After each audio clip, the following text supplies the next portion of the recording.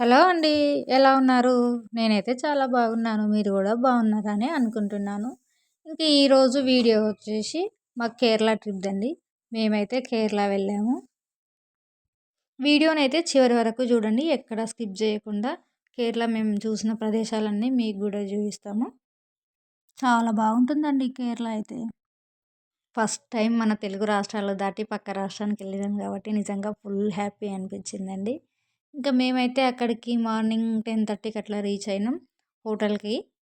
ఇంకా లోపలికెళ్ళి మా రూమ్స్ చూసుకొని మేమైతే రూమ్‌కెళ్ళిపోయినాం. ఇంకా ఆ తర్వాత లంచ్ చేసొచ్చి మేము స్విమ్మింగ్ అయితే చేసినాము. ఆ తర్వాత ఈవినింగ్ రెస్ట్ తీసుకొని నైట్‌కైతే వాళ్ళకి అవార్డ్స్ ఫంక్షన్ అయితే జరిగింది. ఇంకా ఫంక్షన్‌లో అవార్డ్స్ తీసుకున్న తర్వాత నైట్ అయితే రెస్ట్ తీసుకొని నెక్స్ట్ డే మార్నింగ్ అయితే ఇంకా మమ్మల్ని ట్రిప్పు లోకల్‌లో మొత్తం చూయించడానికైతే తీసుకెళ్ళిర్రు. బీచ్‌కి తీసుకెళ్ళిర్రు కేరళలో. ఆ తర్వాత చర్చికి తీసుకెళ్ళిర్రు. ఇంకా ఈవినింగ్ వచ్చేసేమో బోట్ హౌస్‌కి తీసుకెళ్ళిరన్నట్టు.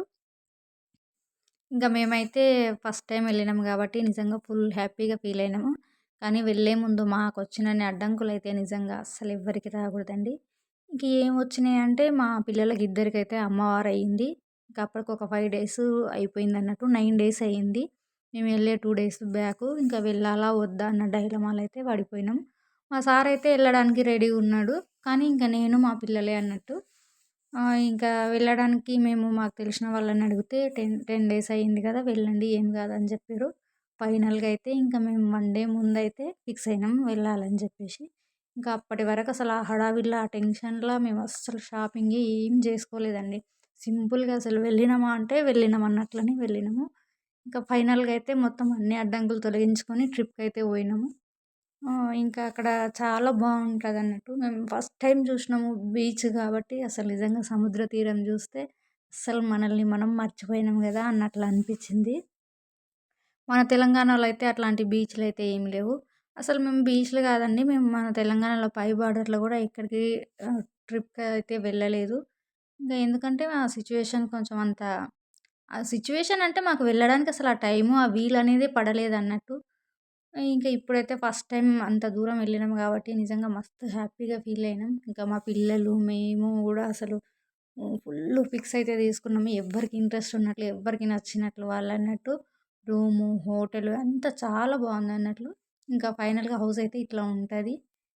ఇంక మేమైతే బీచ్‌లో మస్తు ఎంజాయ్ చేసినాం అన్నట్లు. అసలు ఈ వింటర్ సీజన్‌లో మాత్రం మనం కేరళ గాని, తమిళనాడు గాని అసలా ఓషన్ ప్లేసెస్‌కి వెళ్ళాలి.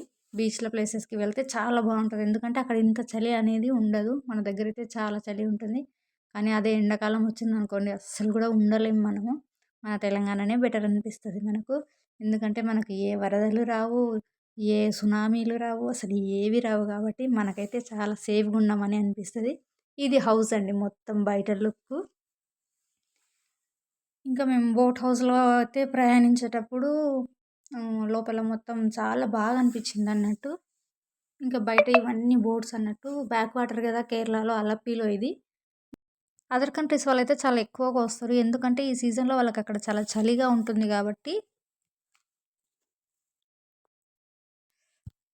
వాళ్ళైతే అసలు ఒక్కొక్కరు ఒక్కో బోట్‌లో పైన కూర్చొని అసలు మస్తు ఫుల్ ఎంజాయ్ చేస్తూ ఆహ్, ప్రయాణం చేస్తుంటారన్నట్లు. ఇప్పుడైతే వెళ్ళిన చిన్న పడవలో మా పిల్లల్ని తీసుకెళ్ళిరనుకున్నా. మా పిల్లలు గూడా ఎళ్ళిరన్నట్లు అట్లా ఎంజాయ్ చేయడానికి వాటర్‌లో.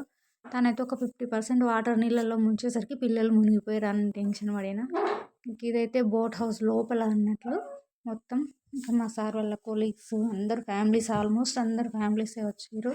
ఇంకా ఫ్యామిలీస్ కొంచెం అన్‌మ్యారీడ్స్ వాళ్ళు మాత్రమే వాళ్ళ ఫ్రెండ్స్‌ని, వాళ్ళ పేరెంట్స్‌ని, వాళ్ళ కజిన్స్‌ని అట్లా వాళ్ళకి తెలిసిన వాళ్ళనైతే తీసుకొచ్చిర్రు.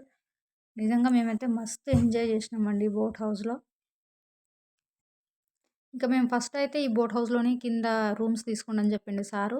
కానీ మేము తీసుకుందామని అనుకున్నాం. మా సార్ వాళ్ళు ఎళ్లి చూసొచ్చి వద్దు బాగుండదు, ఉండలేం మనం 2 డేస్ ఉంటాం గదా! అని చెప్పేసి ల్యాండ్ హౌసే తీసుకున్నారు. ఇంకా తర్వాత మేము ఈ బోట్ హౌస్‌లోకొచ్చినప్పుడు కింద ఎళ్లి చూసినాం అన్నట్లు.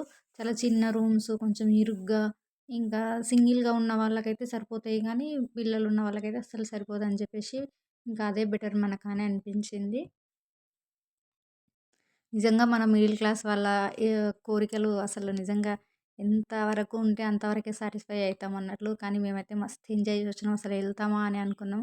ఫైనల్‌గా అయితే ఎళ్ళొచ్చినాం. బీచ్‌లో ఇవన్నీ గూడా ఇంకా చాలా ఫోటోస్ దిగినాం అన్నట్టు. బీచ్‌లో గానీ, చర్చ్ దగ్గర గానీ, ఇంకా బోట్ హౌస్‌లో గానీ వీడియోసు, ఫోటోసు చాలా దిగినాం అన్నట్టు. ఎందుకంటే మేము ఫస్ట్ టైమ్ ఎళ్ళినాము అంత దూరము అక్కడికి అని జెప్పేసి మనకెప్పటికి గూడా మెమరబుల్‌గా ఉండాలి అని జెప్పి అయితే చాలా వరకు దిగినాం.